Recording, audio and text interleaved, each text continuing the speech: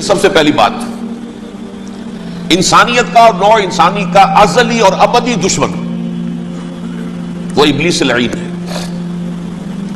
یہ چونکہ چیزیں ایسی ہیں کہ جو ما وراء الطبیعات سے متعلق ہیں۔ ابلیس جن ہے، جن انویزیبل ورلڈ سے تعلق رکھتا ہے، غیر مرئی جو نظر نہیں آتا۔ فرشتے انویزیبل ورلڈ سے تعلق رکھتے ہیں، غیر مرئی جو نظر نہیں آتا۔ یہ ہم جو ہے اور یہ حیوانات دنیا میں جو ہے یہ مرئی ہے، ویزیبل۔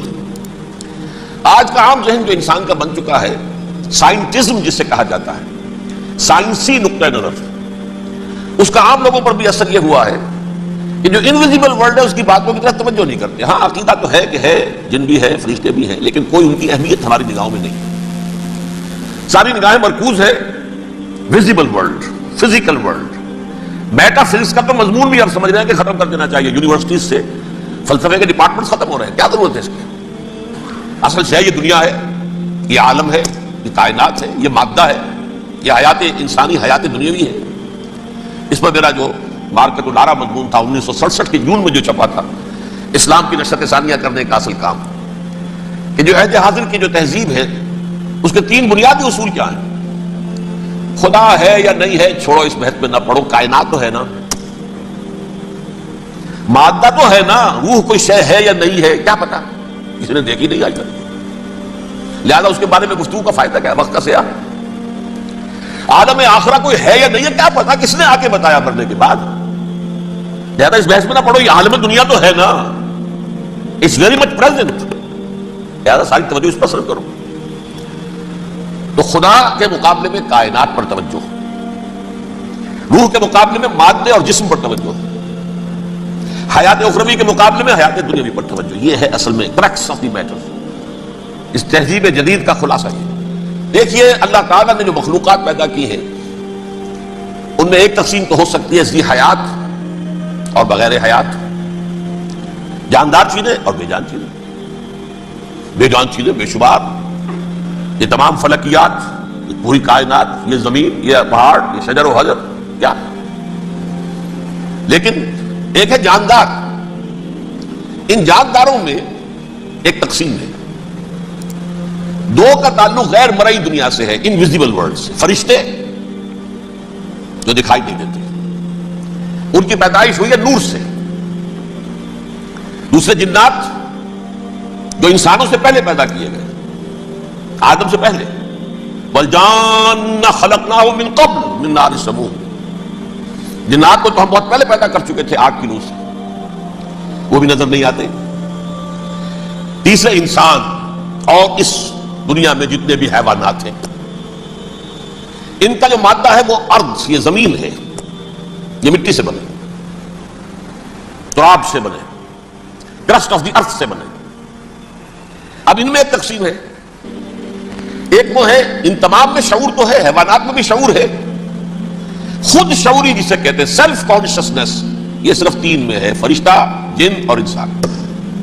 حیوانات میں خود شعوری نہیں ہے، کانشسنس ہے، سیلف کانشسنس نہیں ہے۔ تھوڑی سی بات سے سمجھا دوں آپ کو، میں دیکھ رہا ہوں، آپ مجھے دیکھ رہے ہیں، کتا بھی کوئی یہاں ہوتا تو مجھے دیکھ رہا ہوتا، لیکن کتے کو مجھے دیکھتے ہوئے یہ احساس نہیں ہوتا کہ میں دیکھ رہا ہوں، یعنی کتے کو یہ احساس نہیں ہوتا کہ وہ دیکھ رہا ہے، مجھے دیکھ تو رہا ہے، اس کو میں کا احساس نہیں ہے کچھ۔ میں جب دیکھ رہا ہوں تو میں سمجھتا ہوں میں دیکھ رہا ہوں، میں ہوں کوئی شے جو دیکھ رہا ہوں، یہ خود شعوری ہے، سیلف کانشسنس۔ کسی بھی کام کو کرتے ہوئے اپنے وجود کا احساس، میرا فیصلہ ہے، میری رائے ہے، یہ ہے در حقیقت سیلف کانشسنس، انا، سیلف، خودی۔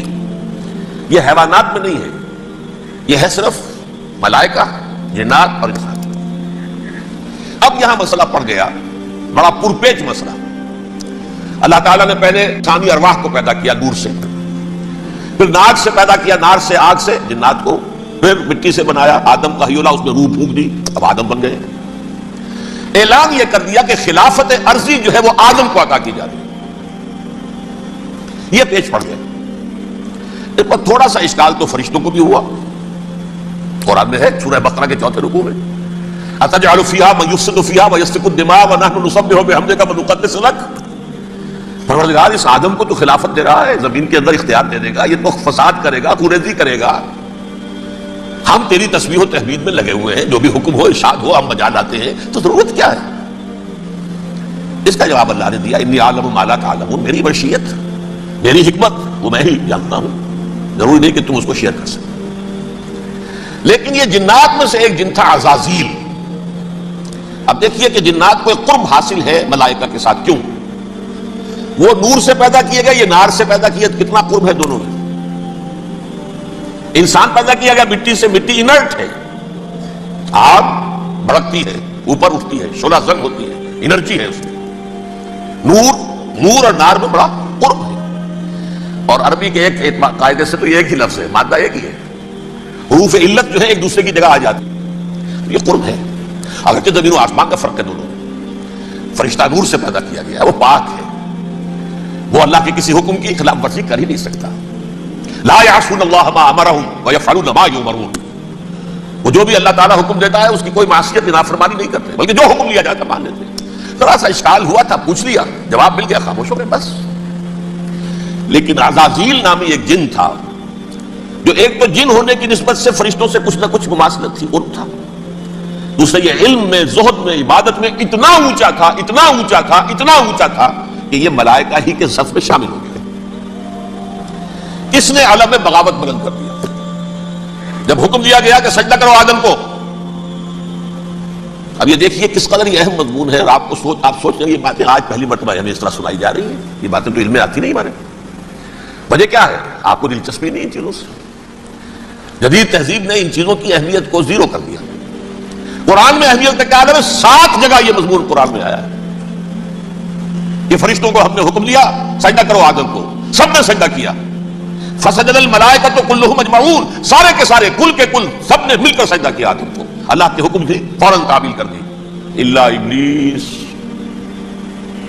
ابا واستکبر وکان من الکافرین، ابلیس نے نہیں کیا، انکار کیا، استکبار کیا، گھمنڈ کیا۔ اور اس کو سورہ کہف میں بیان کر دیا گیا، یہ اس لیے کہ وہ اصل میں جنات میں سے تھا، اگرچہ شامل تو تھا فرشتوں میں اس وقت۔ کان من الجن ففسق عن امر ربہ، وہ اصل میں جنات میں سے تھا، اس وجہ سے وہ اپنے رب کے اس فیصلے کے خلاف کھڑا ہو گیا، سرکشی تھی اس میں۔ یہ معاملہ اتنا اہم ہے، اب آپ سمجھیے کہ 7 مرتبہ سورہ بقرہ، سورہ اعراف، سورہ حجر، سورہ بنی اسرائیل، سورہ کہف، سورہ طٰہٰ، سورہ صاد، 6 مکی صورتوں میں ذکر ہے یہ، اور ایک مدنی صورت سورہ بقرہ۔ ان میں سے اکثر مقامات پر پھر جب اللہ نے کہا کہ اچھا تم نے یہ سرکشی کی ہے اور ہمارے حکم کی خلاف ورزی کی ہے تو یہاں سے نکل جاؤ، دفع ہو جاؤ، تم مردود مردود ملعون، ان علیک لعنتی الی یوم الدین، اب تجھ پر لعنت رہے گی میری قیامت کے دن۔ اس نے کہا اچھا پروردگار پھر مجھے ذرا مہلت دے دے، رب فانظرنی الی یوم یبعثون، قیامت تک میری زندگی طویل کر دے۔ فذهب فإنك من المنذرین، کہہ دیا اچھا جاؤ، تمہاری یہ درخواست بھی ہم نے قبول کی۔ انہوں نے کہا پروردگار اب میں اس آدم کو بھی گمراہ کر کے چھوڑوں گا اور آدم کی نسل کو تباہ کر کے چھوڑوں گا۔ انتہائی شدید چیلنج کے انداز میں یہ قرآن مجید میں 4-5 مرتبہ مضمون آیا ہے۔ میں نے صرف 2 جگہ سے آپ کو اس وقت کوٹ کر کے سنایا تھا۔ سورہ اعراف میں اللہ تعالیٰ فرماتے ہیں قال، اس پر ابلیس نے کہا فبما اغویتنی، تو اے رب جو تو نے مجھے گمراہ کیا ہے، مجھے ذلیل کر دیا، مجھ پر فوقیت دے دی اس کو، انا خیر منہ، میں اس سے بہتر ہوں، خلقتنی من نار وخلقتہ من طین، بنایا تو نے مجھے آگ سے اور اس کو بنایا مٹی سے، پھر مجھ سے مطالبہ کہ میں سجدہ کروں، اور میں نے سجدہ نہیں کیا تو نے مجھے ملعون قرار دے دیا۔ قال فبما اغویتنی لاقعدن لهم صراطک المستقیم، اب میں یہ نسل آدم کے لیے، اس کو برباد کرنے کے لیے تیرے سیدھی راہ کے اوپر گھات میں بیٹھوں گا، سیدھے راستے پر چلنے نہیں دوں گا۔ ثم لآتینہم من بین ایدیہم، پھر میں ان پر حملہ آور ہوں گا، ان کے سامنے سے بھی، ومن خلفہم، ان کے پیچھے سے بھی، وعن ایمانہم، ان کے داہنی جانب سے بھی، وعن شمائلہم، ان کے بائیں جانب سے بھی، ولا تجد اکثرہم شاکرین، اور تو دیکھے گا کہ ان کی اکثریت تیری شکر گزار بندوں پر مشتمل نہیں ہوگی۔ یہ چیلنج تھا۔ اور ایک چھوٹا سا چیلنج جو سورہ صاد میں آیا ہے، اور یہاں تو اس نے اللہ کے جلال کی قسم کھا کر کہا قال فبعزتک لأغوینہم اجمعین، اے رب تیری عزت، تیرے جلال کی قسم ہے میں ان سب کو گمراہ کر کے چھوڑوں گا، الا عبادک منہم المخلصین، سوائے ان میں سے وہ کچھ لوگ جنہیں تو خالص اپنا بندہ بنا لے، جنہیں تو اپنا بندہ بنا لے، مخلص نہیں، مخلص، یہ مفعول ہے، فاعل نہیں ہے، جسے تو بنا لے. بعض لوگوں کو اللہ چن لیتا ہے، وہ اجتبا کو تمہیں چن لیا ہے. استفاء، اجتبا، وہ بچیں گے جن کو تو اپنی خاص امان میں لے لے گا، باقی میں سب کو گمراہ کر کے چھوڑوں. یہ ہے اصل دنیا میں نوع انسانی کا ابدی دشمن، ازلی سے ابدی تک. اور اس میں نوٹ کیجئے کہ اس کی اصل بنیاد کیا ہوئی؟ دو لفظ، تکبر اور حسد. استکبرا، تکبر کیا، انا خیر منہ، میں اس سے بہتر ہوں. یہ ساری بس کی گانٹھ یہی ہے، سب سے بڑی گمراہی کی وجہ یہی ہے. اس لیے کہا ہے حدیث میں لن يدخل الجنہ من کان فی قلبہ مثقال حبۃ من کبر. جنت میں ہرگز وہ شخص کبھی بھی داخل نہیں ہو سکے گا جس کے دل میں رائے کے دانے کے برابر بھی کبر ہے. تکبر سب سے بڑا جرم ہے. الکبر ردائی، اللہ فرماتا ہے یہ تکبر، یہ تو میری چادر ہے. کوئی شخص تکبر کرتا ہے تو میری چادر گھسیٹ رہا ہے میرے کندھے سے. عرب میں کسی شخص کی توہین کرنی ہوتی تھی تو اس کی چادر گھسیٹتے تھے، ننگا کر دیا گویا کہ یہ میری ردائی ہے. الکبر ردائی، یہ میری چادر ہے، یہ جامہ مجھے زیب دیتا ہے، مجھ پر راستہ تھا. اور حسد، آدم کو جو برتری عطا ہو گئی اس حسد کی آگ میں وہ جل رہا ہے اور اس کا انتقام لینا چاہتا ہے. آدم سے بھی، آدم کو بھی گمراہ کیا، جنت سے نکلوایا. ویسے نکلنا تو انہیں تھا ہی مشیت اذن میں، لیکن فوری طور پر اللہ کے حکم کی خلاف ورزی تو کروائی نا. فعصى آدم ربہ فغوى، آدم نے اپنے رب کے حکم کی نافرمانی کی، گمراہ ہوا عارضی طور پر. یہ دوسری بات ہے، توبہ کر لی، اللہ نے توبہ قبول فرما لی، معاف کر دیا. وہ مستقل جو ہے وہ نسل انسانی پر اس گناہ کا اثر متوارث طور پر نہیں آ رہا ہے، ختم ہو چکا معاملہ، ہوا تھا، ہو گیا. فتلقى آدم من ربہ کلمات فتاب علیہ انہ هو التواب الرحیم. اور توبہ کی شان یہ ہے جب وہ قبول ہو جائے اللہ کی جناب میں، کیا تائب من الذنب کمن لا ذنب له، گناہ سے توبہ کرنے والا ایسے ہوتا ہے جیسے اس نے کبھی گناہ کیا ہی نہیں تھا. لیکن بارہ وہ گمراہ کرنے میں کامیاب ہو گیا، حضرت آدم اور حوا کو بھی. اور نوع انسانی کی عظیم اکثریت، عظیم اکثریت، عظیم اکثریت اس کے داؤ میں آئی ہوئی ہے. نہیں کتنے ہیں وہ عباد اللہ المخلصین، الا عبادک منہم المخلصین، کتنے ہیں جو واقعتاً خالصتاً اللہ کے بندے بن گئے، جنہیں اللہ نے اپنا بنا لیا، اپنا قرار دے دیا. اب اس کے ساتھ نوٹ کیجئے، اس ابلیس کے ساتھ ایک فوج بھی ہے جسے قرآن مجید میں کہا گیا ہے یہ اس کی پارٹی ہے، حزب الشیطان. یہ اکیلا نہیں ہے. ایک تو وہ عزازیل ہے، اس کی طویل ترین عمر اللہ نے دے دی، وہ تو قیامت تک رہے گا. باقی بھی جنات جو ہیں ان کی نسل میں سے، یا اس کی نوع میں سے، اس کی نسل میں سے، جنات کی عمریں انسانوں کی عمروں سے زیادہ ہیں، بہت زیادہ ہیں. لیکن پھر بھی اتنی نہیں ہے. یہ خاص ہے اس کا معاملہ کہ اس نے کہا تھا رب انظرنی الی یوم یبعثون، مجھے دے دے مہلت اس وقت تک تاکہ میں ثابت کر کے دکھا دوں کہ جسے تو نے یہ خلافت دیا یہ اس کا اہل نہیں ہے. Let me prove this point ولا تجد اکثرهم شاکرین، تجھ کی اکثریت کو شکر گزار نہیں پائے گا. وہ ابلیس جو ہے وہ ریکروٹ کرتا ہے اپنے فوجی، اول تو خود جنات میں سے جو اس کے نمبر 1 لشکری ہے.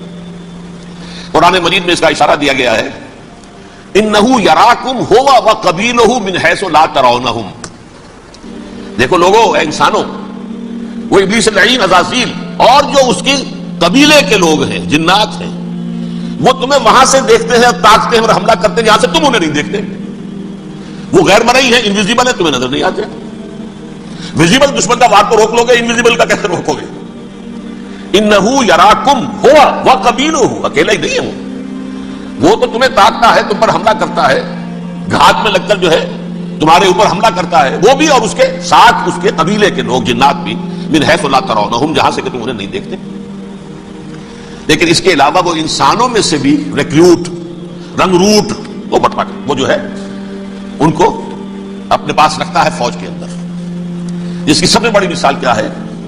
سورہ مجادلہ میں اللہ تعالیٰ نے منافق، حالانکہ وہ کون تھے؟ بظاہر حضور کا کلمہ پڑھنے والے، حضور کے پیچھے نماز پڑھنے والے، اسلام کا دعویٰ کرنے والے، ان کو اللہ فرماتا اولئک حزب الشیطان الا ان حزب الشیطان هم الخاسرون، یہ شیطان کی پارٹی کے لوگ ہیں. وہاں مقابلے میں آیا ہے اولئک حزب اللہ الا ان حزب اللہ هم المفلحون.